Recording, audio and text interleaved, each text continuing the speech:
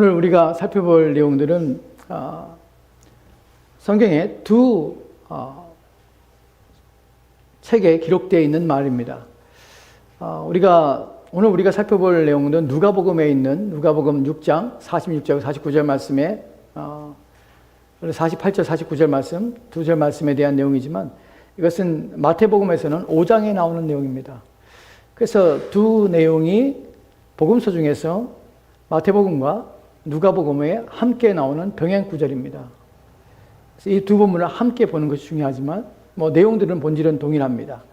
그러나 그 배경들을 알고 여러분이 본문을 이해하는 것이 필요합니다. 이 본문은 산상수훈이라고 불리는 본문입니다. 산상수훈이란 말은 산 위에서, 예수님이 산 위에서 사람들에게 교훈을 가르쳐주고 교훈을 주신 것입니다. 그래서 산상수훈이라고 표현합니다. 이 산상수훈의 내용들이 왜 산상수훈이라는 이름이 붙여지게 됐냐면, 왜냐하면 예수님께서 예수님 산에 오르시니 산에 올라가 앉으시니 이에 제자들이 나온지라 입을 열어 가르쳐 가라사대 라는 말로 이 내용들이 시작하기 때문에 그래요. 그래서 마태복음 5장부터 7장까지의 내용이 바로 산상수훈의 전체적인 내용이고, 누가복음에서는 6장에 이 내용들이 마태복음과는 적은 부분으로 이 내용이 나옵니다. 그 내용의 결말 부분이 오늘 우리가 살펴볼 내용인데, 산상수훈을 시작하는 내용을 보도록 합시다. 마태복음 5장 1절과 2절 말씀입니다. 마태복음 5장 1절과 2절 말씀입니다. 같이 읽도록 합시다. 시작. 예수께서 무리를 보시고 산에 올라가 앉으시니 제자들이 나아온지라 입을 열어 가르쳐 가라사대. 아멘. 여기서 우리 얘기하는데 산상수훈의 중요한 내용들에 대한 키포인트를 하나 잡고 넘어가야 됩니다. 우리가 성경 읽을 때에 가장 중요한, 우리가 성경을 해석하고 이해하는 데 있어서 중요한 근거가 되고, 또한 이해의 폭을 넓혀주는 중요한 단어들에 대해서 우리가 놓치며 읽으면 안 됩니다. 본문에서 중요한 것을 생각해 보도록 합시다. 예수께서 무리를 보셨습니다. 그러면 무리와 함께 있다는 사실이에요. 그 산에 올라가셨습니다. 올라가셔서 앉으시니, 그러니까 누가 나옵니까? 제자들이 나왔습니다. 그 입을 열어 가르쳐 가라사대라고 말합니다. 예수님께서는 무리를 보셨고 산 위에 올라가셨습니다. 올라가서 자리를 잡고 앉으셨습니다. 그리고 제자들이 나왔습니다. 그래서 입을 열어서 가르쳐 가라사대입니다. 여기서 중요한 것이 무엇입니까? 예수님이 가르치려고 하고 있다는 것이, 산에 오르신 이유가 무리기 때문에 잘 보이는 곳에 올라가셨으며 그곳에 앉으셨습니다. 그리고 제자들에게 가르치는 것이, 여기서 또한 알 수 있는 것은 무엇입니까? 가르치에 맞는 사람들이 제자라는 사실이에요. 이 사실을 여러분이 염두에 두시고 본문을 이해해야 합니다. 이제 우리가 오늘 살펴볼 내용 속에서 누가복음 6장 46절 말씀을 보면 이렇게 기록되어 있습니다. 같이 들어갑시다. 시작. 너희는 나를 불러 주여 주여 하면서도 어찌하여 내 말을 하는 것을 행하지 않느냐. 아멘. 본문에 보면은 너희는 나를 불러서 주여 주여 하면서도 어찌하여 내 말을 하는 것을, 내가 말하는 것을 행하지 아니하느냐. 행하지 않는 것에 예수님께서는 책망하는 부분입니다. 근데 뭐라고 하냐면 너희는 나를 불러 주여 주여 하면서도 라는 표현을 써요. 여기서 주여 주여라는 단어가 큐리에라는 단어입니다. 헬라어에서 큐리에라는 것은 주라는 단어예요. 근데 여기서 중요한 것이 너희는 나를 불러서 주여 주여 한다고 합니다. 그러니까 지금 나온 사람들이 누굽니까? 제자들이에요. 제자들이 예수님을 보고 큐리에라고 부르는 것이에요. 큐리에라는 단어는 단순히 호칭이 아닙니다. 이름이 아니에요. 이 말은 주라는 단어예요. 주라는 말로 표현하고 있습니다. 주님이라고 예수님한테 예수님을 호칭하는 것이에요. 명하는 것이에요. 예수님에 대해서 부르는 것이에요. 그런데 이 부르는 호칭이 예수님에 대해서 어떤 성경에 보면은 예수님을 부를 때에 예수님에 대해서 붙이는 명칭이 큐리에라는 단어도 있지만 디다스칼로스라는 단어도 있습니다. 이것은 뭐냐면 선생님이에요. 그 선생님이라고 할 때는 그 사람에 대해서 어떻게 이해하냐면 우리를 가르치는 자, 마치 라피처럼 무엇인가를 우리 가운데 교훈하고 또한 말하는 자, 우리보다 더 뛰어난 지식을 가진 자, 라는 의미가 디다스칼로스라는 단어입니다. 그래서 예수님을 만났을 때 어떤 사람들은 디다스칼로스, 그러니까 선생님이여 라는 표현으로 예수님을 표현합니다. 그 말의 의미는 이 사람이 이해하는 예수님은 누구냐면 선생인 것이에요. 많은 사람들 중에 학식이 뛰어난 사람이에요. 그래서 디다스칼로스라고 그림의 명칭을 붙이는 것이에요. 그런데 본문에서 큐리에라는 단어는 디다스칼로스와는 전혀 다른 차원이에요. 우리가 생각할 때 우리의 성경은 그렇게 읽습니다. 우리의 문화권 속에서 우리가 알고 있는 언어적인 습관과 또 우리가 이해하는 습관 속에서 주여 주여라는 말이 그렇게 중요하지 여기지 않은 것처럼 생각해요. 왜냐하면 우리는 이 단어가 가지고 있는 의미와 이렇게 표현하는 의미가 무엇인지를 잘 모르기 때문에 그래요. 예수님께서 너희가 나를 큐리에 큐리에 주여 주여라고 부르는데 어찌하여 내가 말하는 것을 행하지 아니하느냐. 이 말과 이 큐리에 큐리에라는 말과는 연결이 되어 있습니다. 너희가 만약에 나를 큐리에 큐리에 한다면 주여 주여 한다면 너희는 내 말을 들어야 돼. 왜냐하면 큐리에라는 단어가 무엇인가 다른 의미를 가지고 있기 때문에 그래. 라는 것이에요. 이해가 되십니까? 큐리에 큐리에라는 말은 단순히 주여 주여라는 호칭이 아니에요. 마스터 마스터라는 말이 아니에요. 이것은 큐리에라 할 때의 본문에서의 예수님의 표현의 의미는 무엇이냐면 주라는 것은 마스터 위에 있는 사람입니다. 이것은 신적인 존재의 신적인 능력을 가지고 있는 것을 암시하는 단어예요. 그래서 예수님을 뭐라고 부르냐면 하나님 하나님이라고 부르는다는 의미예요. 그러니까 이 말의 의미를 명확하게 하면 너희가 나를 하나님과 동등된 분 하나님이라고 여기면서 말은 그렇게 하면서 어찌하여 내가 너에게 말하는 것은 행하지 않느냐? 라고 말하는 것이 이해가 되십니까? 지금 말하는 것과 그 말이 담아내고 있는 것에 대해서 이 사람들이 그 담아내지 않고 말하고 있다는 사실이에요. 내가 누군가를 하나님이라고 부른다면 그는 신적인 능력을 가지고 있는 신적인 존재라는 사실을 내가 고백하는 것이에요. 그렇다면 너희가 나를 신적인 존재로 인식하고 신적인 호칭을 내게 붙이고 있다면 내가 너에게 말하는 것에 대해 너희는 순종해야 되지 않느냐? 그 말대로 살아야 되지 않느냐? 라고 말하는 것이에요. 근데 이들은 하나님 당신은 신적인 존재입니다 라고 말하는데 사실은 자기는 그가 말하는 것에 대하여 순종하지 않으며 그대로 살지 않는다는 것이에요. 행하지 않는다는 것이에요. 여기에 모순이 있는 것이에요. 근데 놀라운 것은 이 모순이 가능하다는 사실이에요. 하나님이라고 부르면서 내가 그 하나님을 여기는 그 존재에 대해서 신적인 존재입니다.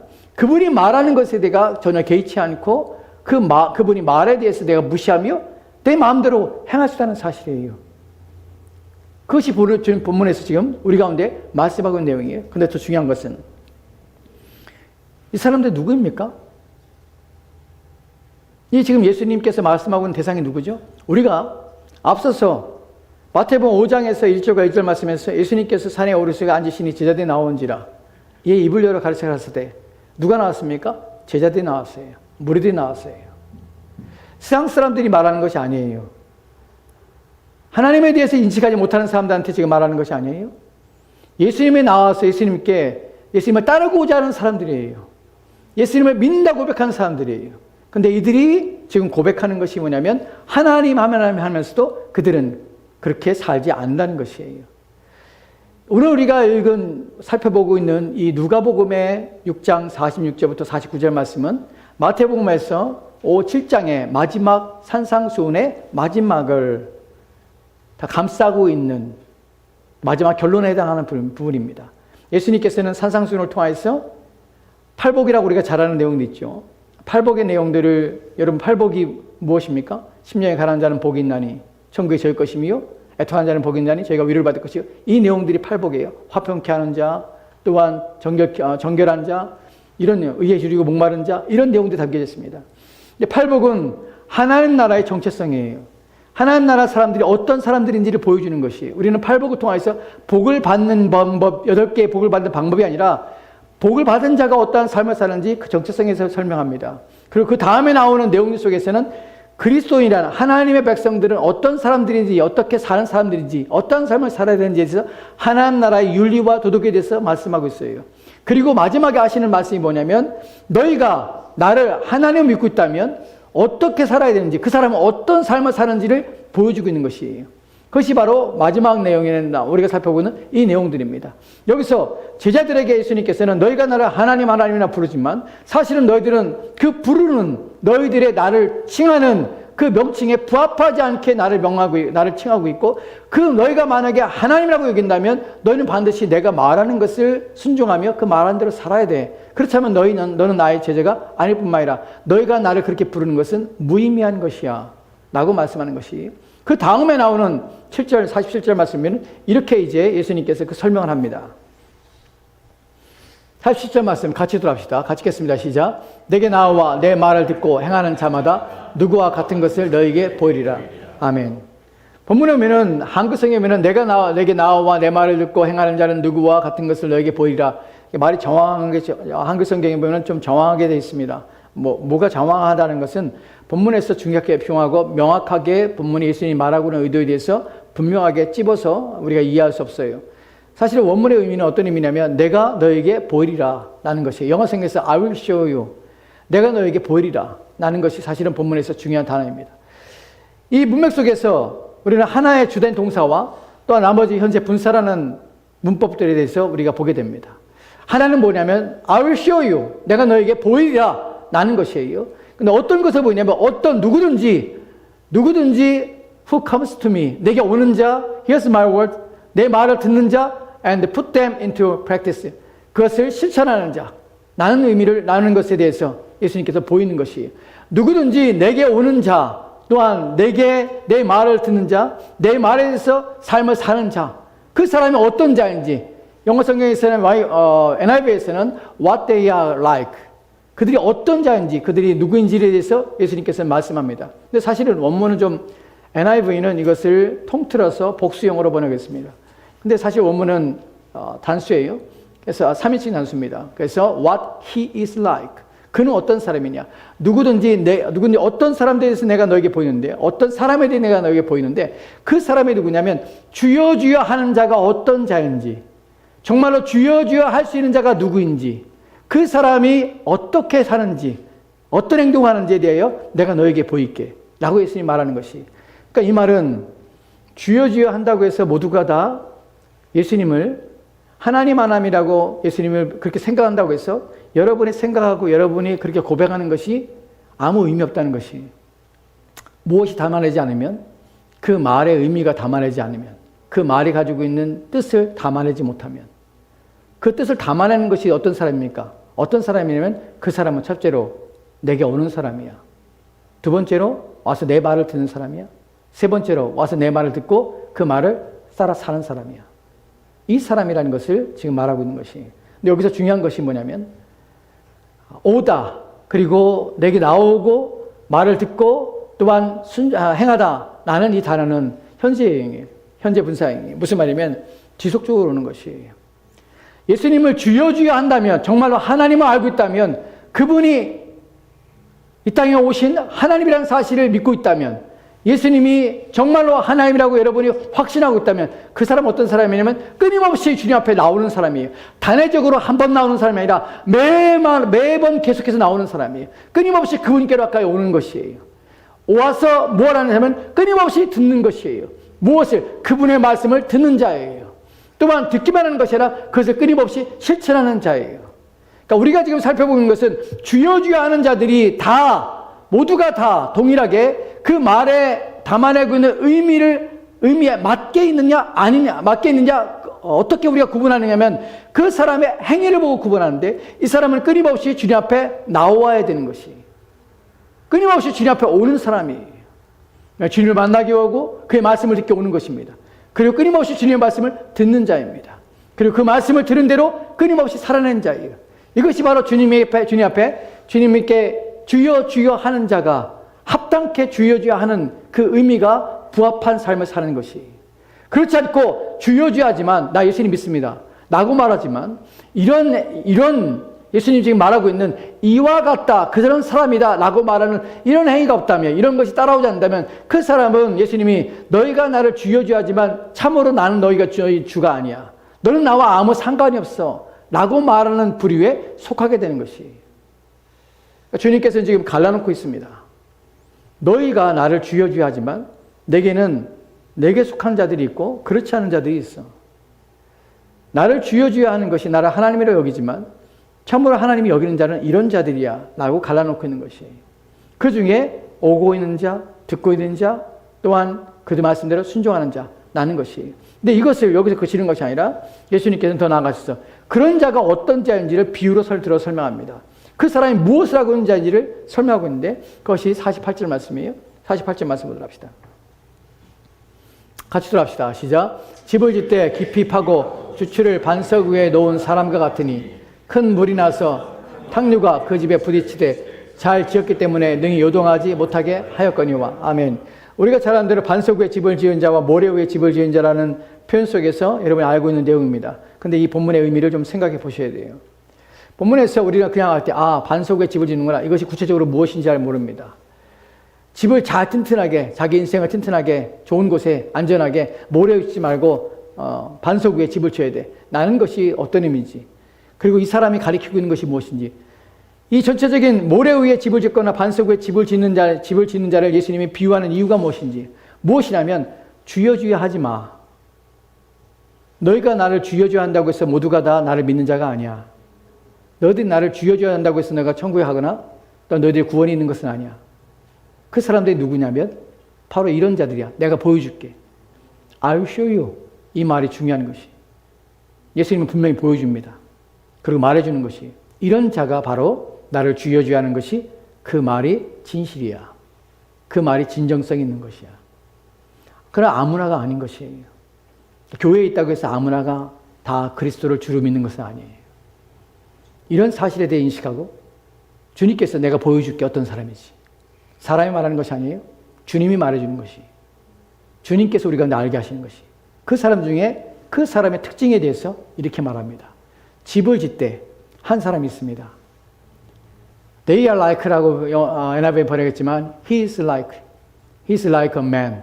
뭐냐면 building a house. 집을 짓고 있는 사람이에요.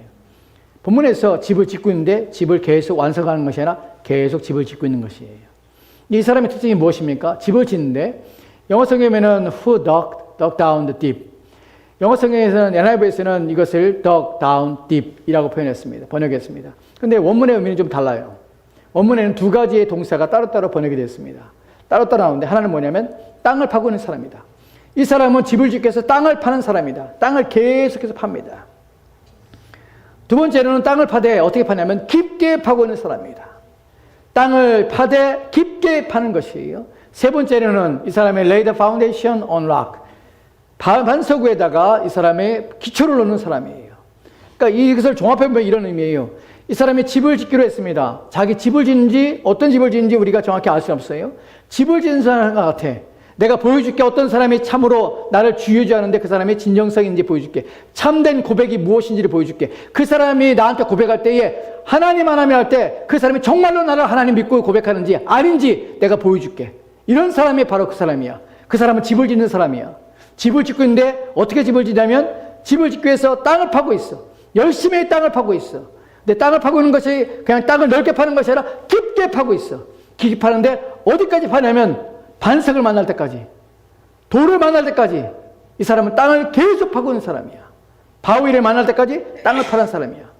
그 다음에 나오는 것이 그 사람 거기다 기초를 두고 집을 짓는 사람 같은데 큰 물이 나서 탕류가 그 집에 부딪히되 잘 지었기 때문에 능히 요동하지 못하게 하였거니와. 여기서는 그 집을 지은 후에 벌어지는 문제들이에요. 벌어질 수 있는 문제들에 대해서 말합니다. 탕류가 나서 휩쓸려서 그 집이 부딪힌데 그 집이 요동하지 않습니다. 여기서 중요한 것이 우리가 살펴봐야 할 중요한 내용이 뭐냐면 이 사람은 집을 짓고 있다는 사실이에요. 마치 나를 믿는 자는 예수님은 나를 믿는 자는 뭐 하는 사람이면 집을 짓고 있는 자다. 그럼 여기서 집을 짓는 것이 본문에서 땅을 파고 그리고 깊이 파고 그리고 그 기초를 반석에 넣는다는 것이 우리 인생과 우리가 사는 것과 어떤 연관이 있으며 이것이 실제적으로 이 예수님의 비유가 실제적으로 우리 가운데 말하고 있는 내용은 무엇입니까? 라고 우리가 궁금해하죠. 본문에서 의미하는 것은 무엇입니까? 왜 집을 짓고 반석에다 집을 짓습니까? 그 기초를 거기에 넣습니까? 사실 예수님이 말씀하고 있는 중요한 내용은 우리가 해결할 수 있는, 여기 이해할 수 있는 중요한 실타래는 이것입니다. 예수님께서는 지금 무엇을 설명하고 있습니까? 주여 주여 하지 마. 모두가 주여 주여 한다고 해서 참으로 나를 믿는 자가 아니야. 나를 믿는 자를 내가 보여줄게. 라고 하면서 그 사람은 집을 짓는 사람이야. 근데 그 사람의 기초를 어디다 냐면 깊이 파서 반석 위에다가 집을 짓는 사람이야. 그러면 집에 대한 얘기를 하고 있지만 이분은 지금 뭐를 얘기하냐면 본인의 관계를 얘기하고 있는 것이 나에게 뭐라고? 주여 주여 하지 마. 주여 주여 하지만 너희들이 말하지만 그 본질이 무엇인지를 말하고 있는 것이. 그러면 네 집을 짓는 것과 주님과의 관계가 있는 것이에요. 주님에게 대하는 태도와 주님과의 관계 속에서 이 집을 짓는 것과 연관이 있다는 사실이에요.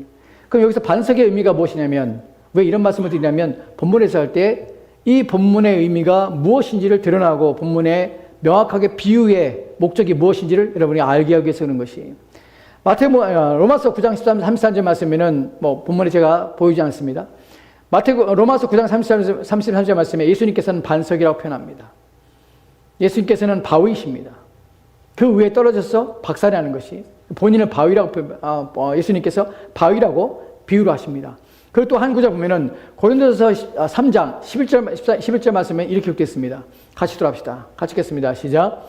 이 닦아둔 것 외에 능히 다른 터를 닦아둘 자가 없으니 이 터는 곧 예수 그리스도라. 아멘. 고린도서 3장에서 보면은 사람이 집을 짓고 있는 표현을 합니다. 그러면 집을 짓고 때 터를 닦는 표현을 합니다. 터를 닦는데 이 터를, 기초를 닦는 이라는 의미를 사용하고 있습니다. 기초를 닦을 때 어디다 닦냐면은 이 터를 닦아둔 것이 있는데 이 터는 which is Jesus Christ. 예수 그리스도가 터라는 사실을 성경에서 설명하고 있습니다. 성경에서는 두 가지 다 설명하고 있죠. 예수님은 반석이시고 예수님은 기초를 닦습니다. 아까 우리가 누가복음 6장에서 우리가 예수님께서 말씀하실 때 터를 닦고 집을 짓는데 그 터를 반석 위에 세우는 자 라고 표현할 때 이 반석은 그냥 세상에 그냥 우리가 자연에 보는 반석이 아니라 예수 그리스도라는 사실을 압니다. 왜요? 왜냐하면은 누가복음 6장 46절 말씀에서 예수님이 뭐라고 합니까? 너희들이 나를 대하여서 너희들이 주여 주여 하지만 너희들이 그렇게 부르지만 너희들이 내가 말하는 것은 너희가 행하지 않는도다. 내가 보여줄게. 무엇을? 나를 주여 주여 한다는 말이 어떤 것인지 어떤 의미를 담아내야 되는지 라는 것을 보여줄게 라고 예수님이 말씀하시는 것이, 그리고 집을 짓는 비유를 말씀하시는 것이, 그러면 집을 지을 때에 어디에 기초를 하냐면 너희가 나를 주여 주여 한다는 것은 어디에? 반석 위에 기초를 하는 것이야. 땅을 깊이 파야 돼. 파서 언제까지? 깊이 파되 반석을 만날 때까지 파야 되는 것이야. 그 반석은 누구입니까? 예수 그리스도세요. 그분이 그 반석인 것이. 그러면 내가 너에게 보여줄게. 너희가 누구든지 나를 주유자한다면 너희는 어떤 자이냐면 깊이 땅을 파야 되는 것이야. 누구를 만날 때까지, 나를 만날 때까지 깊이 땅을 파야 되는 것이야. 나를 너희들이 믿을 때까지, 나를 너희들이 발견할 때까지 땅을 파야 돼. 오늘 많은 사람들이 교회에 오지만 주님을 만날 때까지 땅을 깊이 파는 일을 하지 않습니다. 여러분은 주님을 만나야 되는 것이에요. 깊이 땅을 파야 되는 것이에요. 끊임없이 파야 되는 것이에요. 누구를 만날 때까지? 주님을 만날 때까지. 그래야 그분을 하나님이라고 부를 때에 그 말에 진정성이 있는 것이에요. 사람들이 예수 그리스도 하나님이라고 믿습니다. 예수 그리스도가 하나님이십니다. 그분이 우리를 위해서 십자가에 달려 죽으셨습니다. 라고 사람들이 말할 수 있습니다. 하지만 그 말의 진정성을 담아내기 위해서는 그분을 진짜로 만나서, 진짜로 만난 자는 어떻게 해요? 그분에게 끊임없이 나옵니다. 그분을 만나기 위해서 나옵니다. 매일매일 일상 속에 만나는 것이에요. 여러분에게 맥체인 성경을 통해서 매일매일 성경을 읽으라는 말이 바로 그런 의미입니다.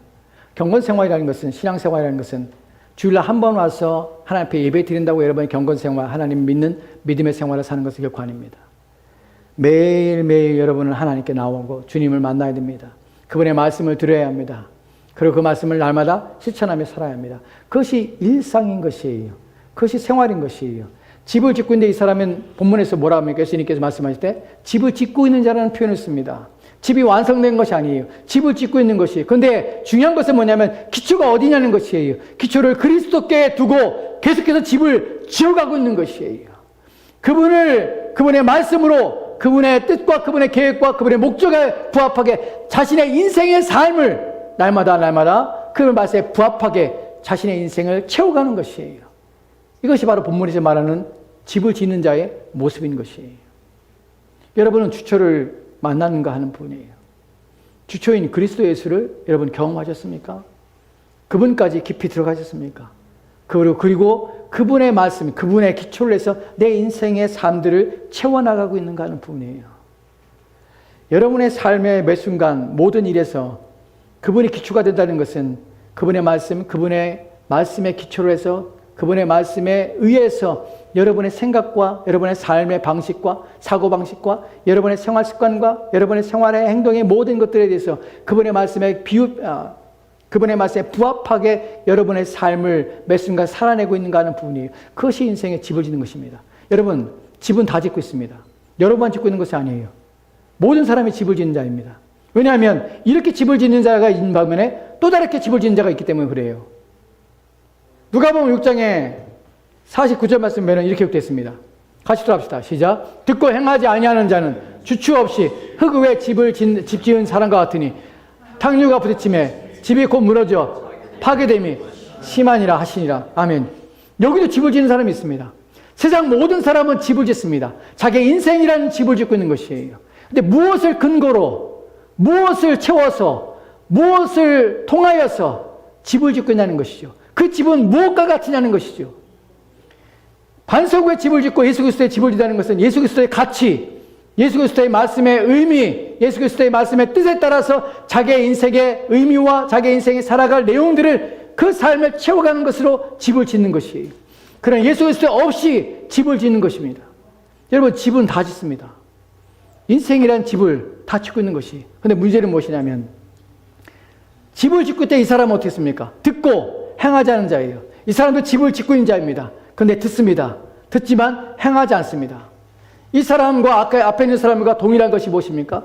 이 사람을 집에 토대를 닦고 또한 이 사람도 그 토대에 의해서 무엇인가 뼈대를 세우고 있는 것이에요. 이것은 동일합니다. 근데 문제는 뭐냐면 이 사람은 어디에 집을 짓습니까? 이 사람은 영어 성경에 보면 build a house on the ground. 땅 위에 집을 짓는 것이에요.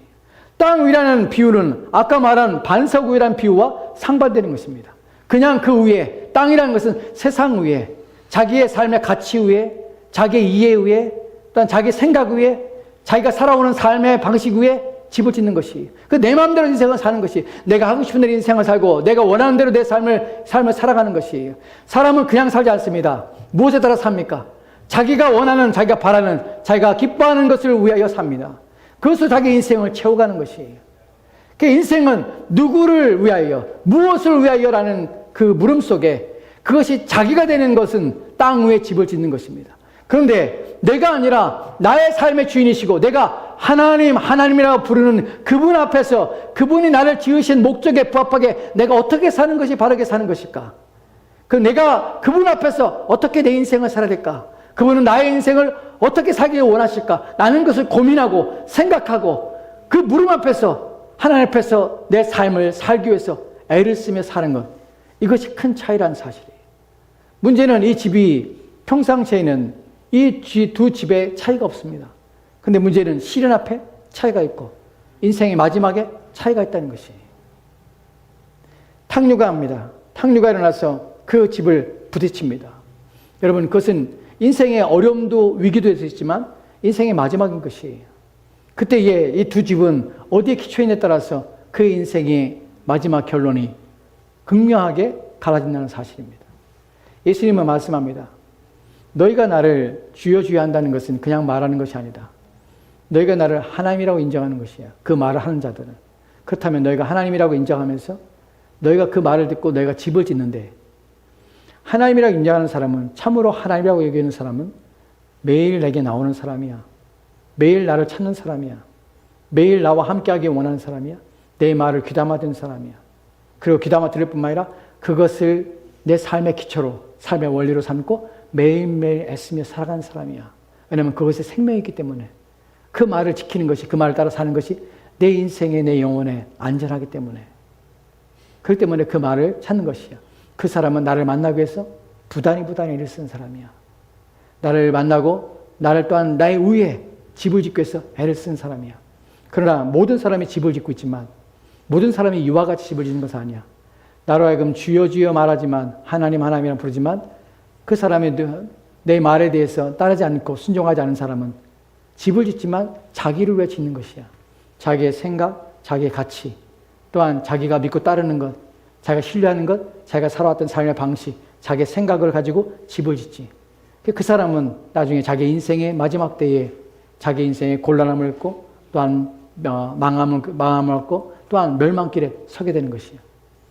너희는 어떤 삶을 살 것인가? 하는 것을 우리 가운데 물으시는 것이. 너희가 주여 주여 한다면서 너희는 너희 인생이 어떻게 되길 원하니? 너희가 나를 주여 주여 한다면 그 의미를 알고 주여 주여 해. 그리고 안다면 너희가 정말 주여 주여 하는 것이 하나님은 그리스도를 주님이라고 부른다면 그 앞에 부합하게 살아. 이것이 바로 그러한 자의 삶이야. 이 말씀의 마무리에 대해서 예수님께서는 이 말씀을 가지고 이 산상수훈을 마칩니다. 그러니까 이 마무리의 결론은 우리 가운데 오픈된 결론을 우리 가운데 도출하게 됩니다. 오픈된 것이 무엇이냐면 너희는 어떻게 살 것인가? 이 말씀을 들으는 우리는 어떤 선택할 것인가? 하는 부분입니다. 모든 사람이 집을 짓습니다. 자기의 인생을 짓기 위해서 인생의 삶으로 채워갑니다. 무엇으로 채울 것입니까? 잠깐 눈에 보이는 것으로 인생을 채우며 인생을 살 것입니까?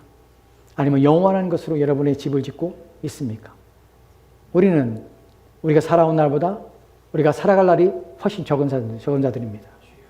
그렇기 때문에 우리의 인생에서 남은 날 무엇을 위해 살지를 생각해 보시기 바랍니다. 마지막 말씀을 마치도록 합시다. 여러분, 생물학적으로 사람은 언제부터 늦기 시작하냐면 저는 예전에 30살 그때부터 사람이 늙는 줄 알았습니다. 근데 아니더라고요. 생물학적으로 보면은 20살, 19세 마지막, 20세 초반 그때부터 생물학적으로 사람은 늙기 시작합니다. 오늘은 여러분의 인생에서 가장 젊은 날입니다. 여러분에게 또다시 젊어질 날은 없습니다. 오늘이 여러분의 인생에서 마지막 젊은 날이에요. 오늘이 가장 젊은 날이에요. 여러분이 이제 늙어갑니다. 그리고 점점점 쇠약해져 갑니다. 앞으로 5년 후, 10년 후 여러분이 더 나아지라고 생각하지 마십시오.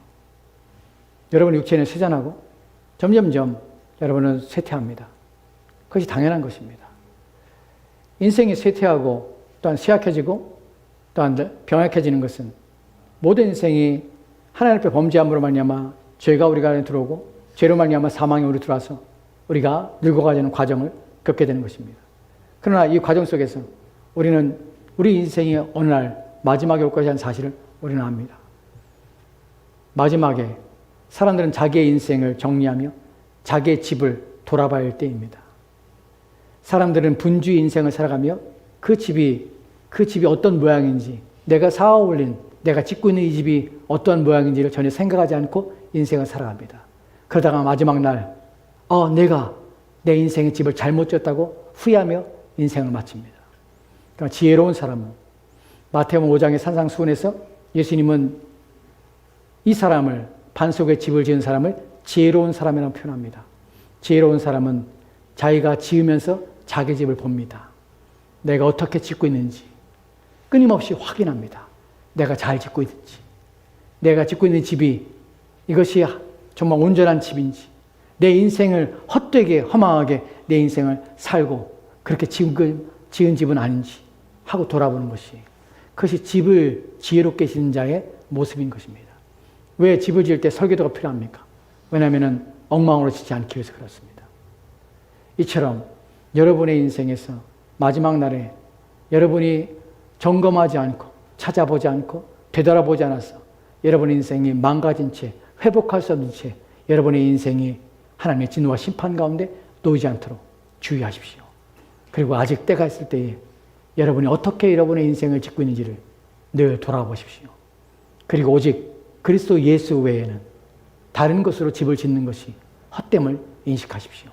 그리고 여러분이 그리스도를 주로 받고 있다면 그의 말씀을 들으시고 그의 말씀 앞에서 여러분 인생을 사시기 바랍니다. 아멘. 기도합시다.